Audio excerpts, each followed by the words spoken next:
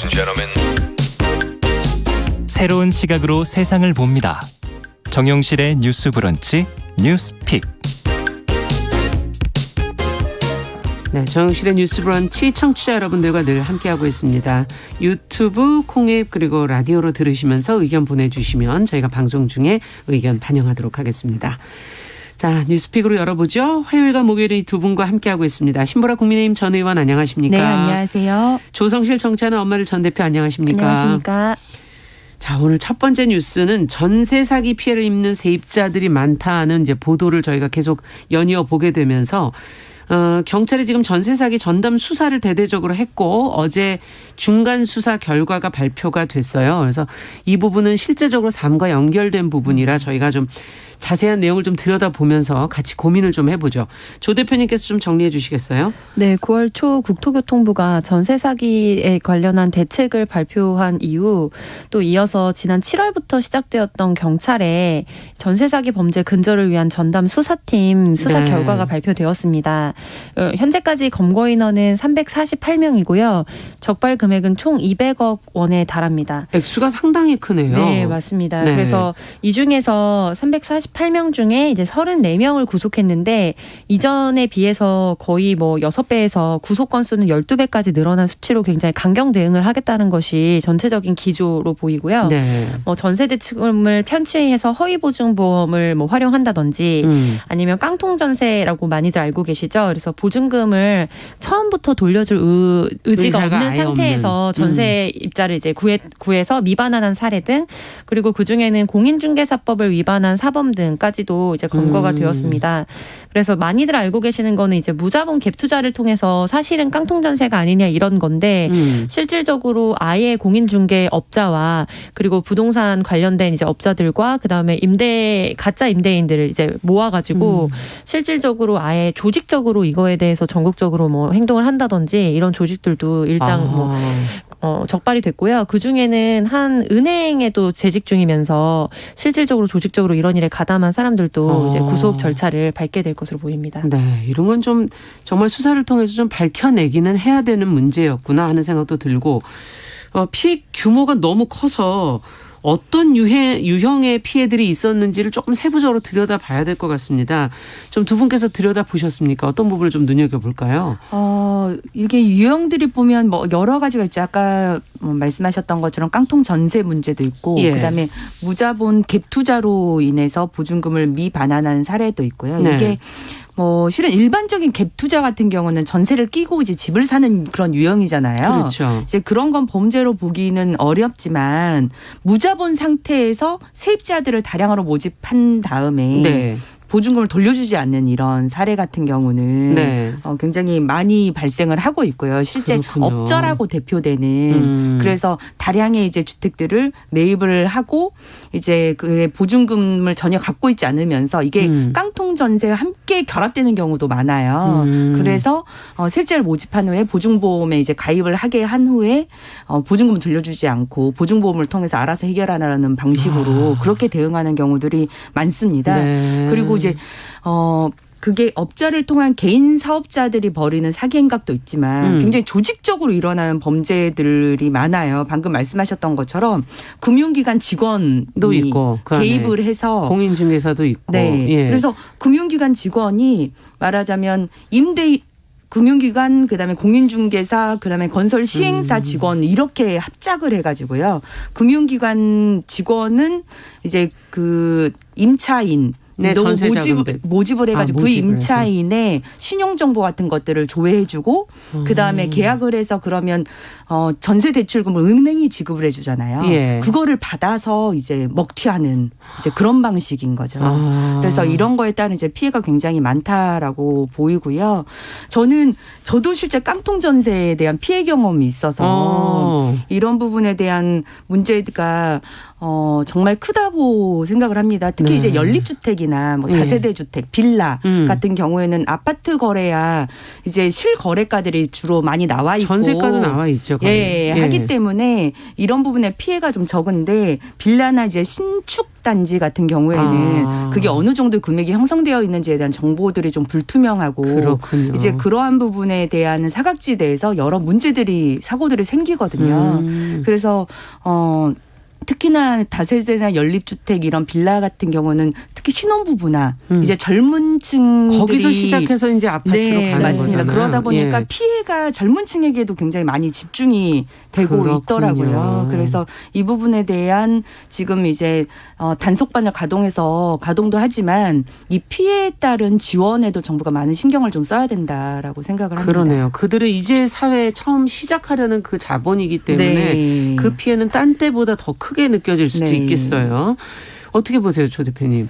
네, 우선 이제 사례로 보자면 앞서서 이제 공통으로 다루었던 그 사례 같은 경우에는 부산 지역을 중심으로 좀 일어났던 사건으로 알려져 있는데 네. 굉장히 악질적인 것이 이제 임차인을 모집하는 방법입니다. 그러니까 사회 초년생이나 지적 장애인들을 가출 패밀리 형태로 이제 모집을 해서 합숙을 할 수 있도록 안내를 하고 그런데 그 은행에 재직 중이었던 그 일부 일원이 이들의 명의를 도용해서 전세 계약서를 위조한 다음에 이제 그걸 가지고서 이제 전세 사기를 벌인 것으로 알려져 있거든요. 네, 그래서 이런 이제 은행권에 가입한 사람들까지 해서 이렇게 신용 정보에도 접근할 수 있도록 하고 이런 부분들은 사실상 뭐 전세 사기여서뿐만 아니라 아니네요, 이거는. 네, 그 이상을 넘어서는 사기 행각이기 때문에 엄벌을 쳐야 된다라고 보고요.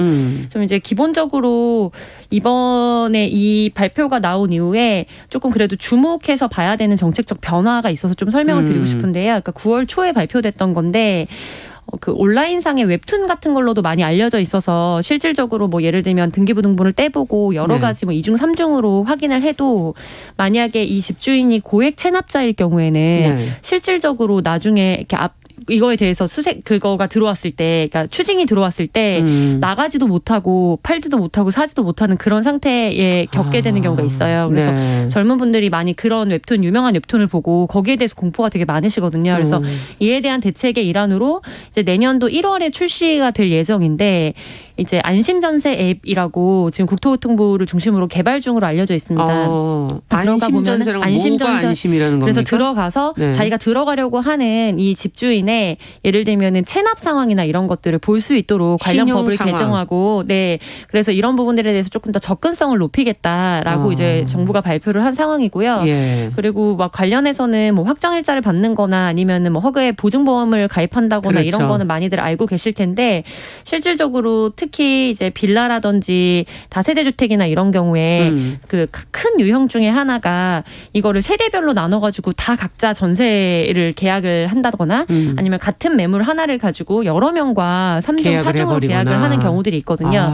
근데 이런 경우는 사실은 이제 막기가 어려운 경우들로 알려져 있어서 이제 주로 자기가 낯선 지역에 가시거나 할 때는 이제 이거는 생활의 어떤 팁 같은 건데 그 지역에서 오랫동안 이탈하지 않고 그 지역에서 오랫동안 이제 그 부동산 중개업을 하신 분들을 통해서 하거나 아니면 그런 분들한테 중복으로 확인을 하는 그게 안전한 곳인지 안전한 매물인지 등에서 이제 알 수 있는 그냥 이제 데이터 일반 객관적 데이터로는 사실 확인하기 어려운 부분들 허점이 있거든요. 그래서 그런 부분도 사실은 무시할 수 없다는 점을 이제 생활적인 부분에서 좀 공유하고 싶었습니다. 그렇죠. 그 한 지역에서 굉장히 오랫동안 거주하면서 그러면 이제 동네 상황들을 빠삭하게 아시는 경우가 많기 때문에 아주 낯선 지역의 경우에는 그런 부분들도 굉장히 실질적인 팁이 될 수 있을 것 같고요. 그러니까 가장 근본적인 이유는 사실은 이제 그런 뭐 다양한 형태로 유형이 다양화되기도 했지만 전체의 전세 자금 액수가 이제 늘어나면서 총액의 인플레와 함께 이제 건수도 늘어나고 총액도 늘어날 수밖에 없는 거거든요. 그래서 저는 좀 주의 깊게 봐야 되는 거는 이제 유튜브들을 통해서 한참 나오다가 최근에 제가 서점에 가니까 이제 뭐 이런 뭐 예를 들면 갭 투자와 관련된 거에 대해서 유명 인플루언서들의 책들이 또 베스트셀러 반열로 많이 쏟아지더라고요. 네. 추세가. 근데 이제 물론 실질적으로 내가 살 집을 구하는 거에 있어서는 그런 뭐 투자라든지 이런 거에 대해서 정보를 많이 얻고 학습하는 건 필요하겠지만 이제 그런 부분들에 있어서도 자칫 이제 공신력이 없거나 이런 정보들을 좀 주의하고 그리고 실질적으로 많은 영향력을 미치고 그렇게 해서 여러 채, 뭐 수십 채, 수백 채를 자기가 샀다라고 말하는 사람들에 대해서는 전 집중적인 뭐 조사도 사실은 필요하다고 봅니다. 세무조사를 그렇죠. 비롯해서. 맞습니다. 왜냐하면 결국에는 이게 버블을 누구한테 이렇게 위험 부담을 다음 사람 누구한테 하느냐의 문제거든요. 네, 그래서 내가 3천만 원을 가지고 6억짜리 집을 사고 3억짜리 집을 사면 결국 어떤 위험 상황이 됐을 때 의도와 다르게 누구한테든 내가 사실은 전세 사기를 할 수 있는 사람이 되는 겁니다. 그래서 이런 부분에 있어서도 우리가 재정 건정성 네. 이런 부분들을 고민할 필요가 있다는 점을. 아무리 투자도 중요하지만 그렇게 해서는 안 되는 거죠. 네. 어떤 원칙과 기준이 있어야 되는 거고. 지금 정부 대책을 마침 얘기를 해 주셔서 신보라 의원께서도 이 부분 좀 같이 얘기를 좀 해 주시죠. 네. 지금 아까 말씀해 주셨던 것처럼 안심전세 앱 같은 것들을 네. 이제 만들어 놓는다고 하는데요. 지금도 실은 이런 대책이 꽤 너무 늦게 발표된 거 아니냐라고 그러네요. 하는 지적들이 있습니다. 왜냐하면 워낙 그 부동산과 계약과 관련된 여러 그런 정보들을 사실 공공이 그런 역할을 하지 못하니까 네. 오히려 민간에서 뭐 그 어떤 전세 사기와 관련한 블랙리스트들을 오히려 민간에서 만들어서 올리기도 하고 네. 어떤 등기부등본이나 건축물 대장을 올리면 그게 전세 사기 위험이 있는지 없는지를 분석해주는 사이트들도 존재하고 하거든요. 그렇군요. 이미 민간에서 그런 역할들을 하고 있다는 건 공공에서 그런 역할을 하지 못한 부분에 문제가 있었던 거다라고 맞습니다. 보고요. 네. 그래서 그 공공전세 앱 안에 악성 임대인 명단 그리고 지리 정보를 활용한 주택 임대차 가격 정보 제공 이런 것들을 한다고 해요. 그동안에는 네. 민간에서 아파트 정보들은 잘 되어 있는데 연립주택 아까 그렇죠. 다세대 주택은 없었잖아요. 그런 모든 매물에 대한 이제 가격 정보 제공을 그 앱을 통해서 한다고 하니까요. 예. 그런 시세 등을 잘 알 수 있게 될 것 같습니다. 네. 이런 정보들을 잘 활용하셔서 부동산 계약을 하면 좋을 것 같고요.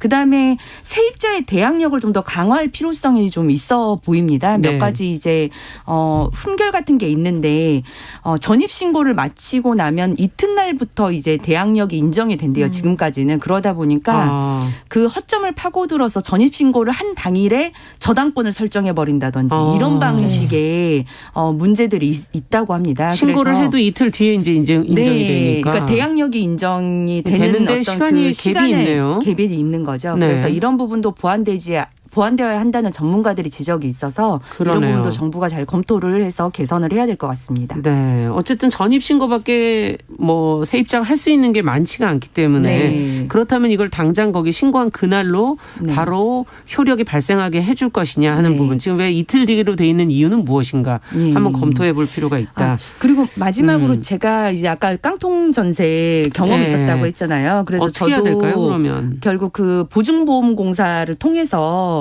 이제 그 전세금을 반환받게 됐는데요. 네. 실은 이제 그 절차가 굉장히 복잡하고 까다롭습니다. 그래서 저 같은 경우도 이행 청구를 했는데 이제 법원에 가서 이제 임차권 뭐 등기 명령도 신청을 해야 되고요. 그런 절차과 서류 준비가 너무 까다로워서 법무사와 세무사를 써서 하시는 분들도 굉장히 많고. 그렇겠네요. 그다음에 그 등기부 그 임차권 등기 명령이 이제 이행이 돼서 그게 등기부 등본에 기록이 되어야만 이행 청구를 할 수 있는데 그 기록이 되는데도 한 달 정도가 소요가 되고요. 그다음에 이행 청구를 해서 심사해서 반환 받는데도 한 달, 두 달 이상 지금 심사가 지연이 많이 되고 있다고 해요. 그러다 보면 어떤 문제가 발생되느냐. 그 기간 동안에 이자도 계속 내고 있어야 되는 거예요. 네, 왜냐하면 그 은행으로부터 대출금을 어쨌든 지금같이 거의 다 또 받기 이자가 때문에. 높은 상황에서 네, 그래서 저는 심사 기간이 지연되는 상황에 있어서의 어떤 이자 발생에 대한 부분은 네. 정부가 일정 정도 부담을 좀 완화해줄 방안을 좀 더 고려해 주는 게 네, 좋지 않을까라는 그러네요. 생각도 들더라고요. 네, 생각보다 이것도 절차가 굉장히 복잡하군요. 네. 지금 말씀을 들어보니까. 자, 그럼 지금 마침 이제 피해자 구제 얘기를 방법을 몇 가지 제안을 해주셨어요. 전입신고 효력 문제, 효력 발생 문제, 보증보험공사에서 이행 청구되는 과정에 대한 문제 이런 거 지적을 해주셨는데 조 대표님께서는 또 어떤 걸 얘기해 주시겠습니까? 이 전세 피해를 받게 됐을 때 이제 법률구조공단이나 이런 곳들을 통해서 사실은 상담을 받아왔는데요. 네. 그러니까 또 추가적으로 각 지자체별로 이런 상담을 해주는 데도 있지만 저도 이제 전세를 가입할 때 여러 곳에 중복해서 문의를 해보면 이제 결국에는 그럼에도 불구하고 이제 대략적인 얘기를 해주기 때문에 실질적으로 문제가 발생했을 때 거기에 대해서 책임져 주기는 어렵다는 고지도 하고 그렇죠. 그래서 더 불안하거든요. 네. 그래서 이런 것들을 종합적으로 봤을 때 이번 발표에서 이제 특히 전세 피해자들을 전담할 수 있는 전세 피해 지원센터를 설치해서 법률 서비스를 전문적으로 제공하겠다라고 한 부분을 좀 유익 있게 봤고요. 네. 그리고 이제 만약에 지금 이중으로 부담을 해야 되는 상황이 되거든요. 이 집에 전세 만약에 사기를 당했을 때 자기가 또 살 집을 구해야 되고 그다음에 구하지 그렇죠. 못했을 때는 또 어려움이 있다든지 뭐 여러 가지 그런 네. 이사를 가야 되는데 뭐 이사를 가지 못한 채로 이 집에 돈이 묶여 있어서 이제 그런 경우들에 있어서 실질적으로 주거나 이런 부분을 긴급하게 지원할 수 있는 서비스나 이런 부분을 좀 고안 중이라고 해서 그 부분에 대해서도 귀추가 좀 주목되는 상황입니다. 네. 저는 이것과는 별개로 이제 보통은 법이 개정이 되려면 사실은 또 시간도 많이 걸리고 국회가 전체적으로 맞습니다. 움직여야 하는데 이제 그 전에 할 수 있는 것 중에 하나는 은행권에 대한 전체적인 전수조사도 좀 필요하다고 생각합니다. 그래서 좀 이례적으로 뭐 되게 저금리로 대출이 되어 있는 현황이라든지 아니면은 여러 사람에게 대출이 된 현황이라든지 여러 은행권에 중복해서 대출이 고액으로 되어 있는 사람이라든지 건수가 많다든지 이런 경우에는 사실 의심 명단으로 조금 더 추적 조사를 뭐 할 필요가 있어 보이고요. 좀 더 쉽게 볼 수 있죠. 네네. 네, 조사가. 그리고 앞서서 그 신보라 의원님께서 말씀해 주셨던 대항력 관련된 문항 같은 경우에도 이제 법을 의무로 바꾸는 거는 좀 시일이 걸리긴 하겠지만 이제 공인중개사협회나 이런 것들과 이제 연합해서 네. 뭐 제휴를 맺어서 예를 들면 특약으로 반드시 대항력이 발생하기 전까지 이제 그 사이에 추가의 무언가를 하지 않는다라는 것을 네. 기본 셋업을 한 상태로 계약서를 배포한다든지 이런 방식이 시급하게 좀 피해를 최소화할 수 있는 방안이 될 수 있을 것 그럴 같아요. 수 있네요. 특약 조항이 들어가니까요. 네. 그리고 사실 이거는 굉장히 간단한 문제인데 아직까지 좀 바뀌지 않았던 부분이라서 더 반가웠는데요. 그러니까 확정일자를 받잖아요. 그런데 은행에서 지금 같은 건물에 대해서 2중, 3중, 뭐 4중으로 대출을 받을 수 있는 거는 확정일자가 받아진 건물인지에 대해서 사실은 의무적으로 점검을 하지 않도록 되어 있었거든요. 근데 이번 이제 발표에서 금융권에서 전세자금 대출을 이제 받을 때 이 건물에 대해서 최근에 확정일자를 받았던 내역이 있는지 반드시 확인하도록. 검토하고 그 다음에 대출을 진행할 수 있도록 대출할 수 하는. 있도록. 근데 이런 부분들은 사실은 이제 협업만 된다면 인프라가 구축되면 개개인이 고민하지 않아도 일정 그렇죠. 부분 미니멈이 설정되는 거거든요. 안정망이. 그래서 이 부분에 대해서 사실은 우리가 그간에 좀 더 촘촘한 설계를 하지 못했던 것도 사실이고 맞습니다. 그래서 이제부터라도 조금 더 시급하게 좀 진행을 할 필요가 있다고 봅니다. 네, 보완할 수 있는 방법은 생각해보니까 여러 가지가 네. 있네요. 네.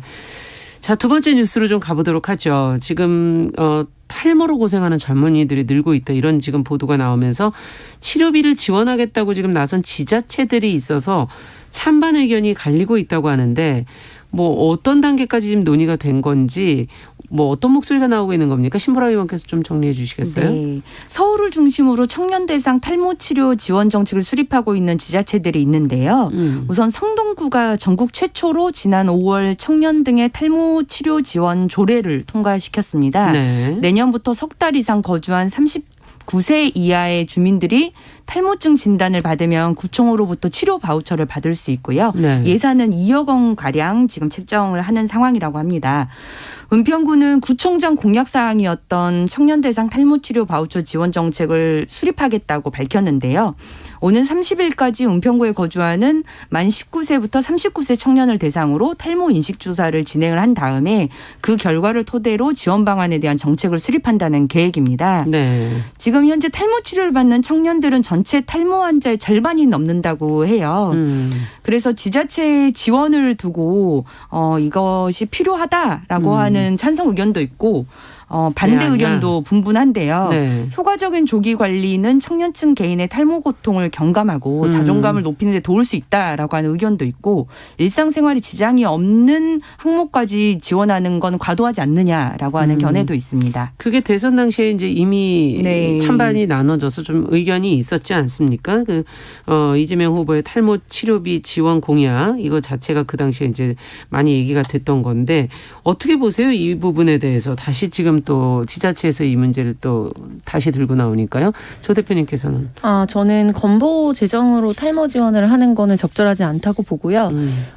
왜냐하면 이제 건보 재정성이 계속해서 문제가 되어 왔는데 실질적으로 굉장히 코앞에 우리가 위기를 해결해야 되는 상황에 놓여 있습니다. 그래서 그러니까 지난 8월 마지막 날에도 복지위 전체회의에서 이런 질의가 있었습니다. 결국 국민건강보험 재정에 대한 정부 지원이 올해 일몰되는데 그렇다면 그 손실금을 어떻게 할 것이냐. 그래서 일몰제 관련해서 건강보험 법령이 개정되어야 하고 정부 지원이 이제 한시제로 적용이 됐었는데 연장이 돼야 된다라는 논의가 있었습니다. 그래서 실질적으로 지금 국가지원금으로 들어가고 있었던 부분이 빠지게 되면 개인당 부담금이 뭐 20만 원 이상씩 늘어나야지만 그거를 뭐 채울 수 있다라고까지 그렇겠죠. 추계를 하고 있는 부분이고요. 네. 그래서 사실 지금 이제 건강보험이 유지되고 있는 게 기본적으로 적자 추세에 대해서 우려하는 것도 있지만, 그러니까 굉장히 어렵게 또 다른 국고를 가져다가 떠받치고 있는 건데 이제 우선순위에 따른 배급이 필요하다고 보고 그 우선순위라는 거는 어떤 특정한 계층이나 특정한 질환을 배제하는 것이 아니라 생명이나 중증 질환이어서 당장 일상생활이 어려운 정도의 우선순위와 그 가이드라인이 필요하다고 보거든요. 이제 그런 측면에서 봤을 때 지난 정권에서 이른바 문재인 케어를 진행하면서 이제 암에 대한 이제 실손 부담이라든지 이런 거는 굉장히 많이 줄었고 저는 그 부분에 대해서는 굉장히 긍정적으로 생각합니다. 근데 또 한편으로는 상급병실에 대해서도 포함을 하면서 그 부분에 대해서는 이제 과연 우선순위에서 이것이 지원을 해줘야 되는 부분이냐에 대한 논란이 굉장히 있었거든요. 네. 그리고 뭐 예를 들면은 추나요법이나 이런 것들 관련해가지고 실손 이제 의료보험이나 실손보험에 대한 적용률이 높아지면서 전체적으로 일반 사보험에 있어서도 이제 결과적으로 있는 재정에서 지원을 해주는 거니까 그렇다면은 이거를 그러니까 인상을 해야 된다라는 압박이 계속해서 있어 왔어요. 그렇죠. 협회나 이런 쪽에서. 그래서 결국에 이게 당장은 국고지원금을 쏟아부어서 우리가 직을 받는 것 같지만 결국에는 다음 세대에게 무언가를 맞습니다. 전이하는 거거든요. 이제 그런 측면에서 보자면 결국에 탈모 문제가 하등 문제가 없고 그거는 그냥 개인의 문제라고 보기는 어려운 시대적 상황인 것은 맞지만 이제 재정 지원의 우선성에서 봤을 때에는 조금 더 필요한 사람들에게 지원이 가야 된다라고 보는 거죠. 네, 심으라 의원께서는 어떻게 보세요? 네, 지금도 현재 뭐 원형 탈모나 뭐 흉터 탈모증 같은 이제 병적인 원인으로 인해 발생되는 탈모의 경우에는 보험급여로 되는군요. 이제 되고 있습니다. 그래서 일상에 지장이 없는 탈모에까지 굳이 미용 목적을 위해서 급여 대상으로 삼는 건 저는 과도하다고 생각을 하고요.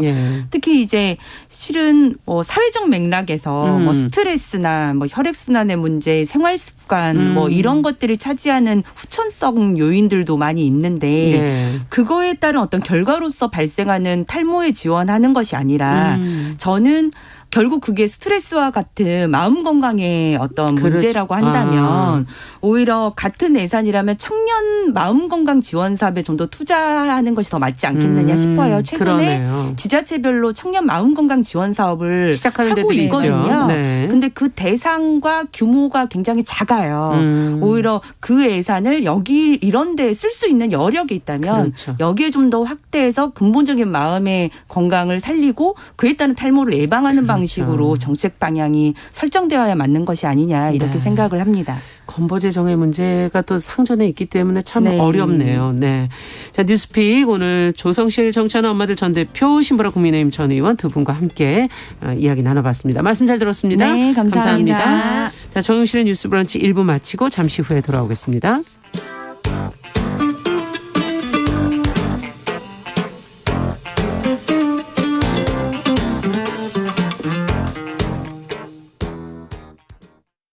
지금 시각은 11시 30분입니다.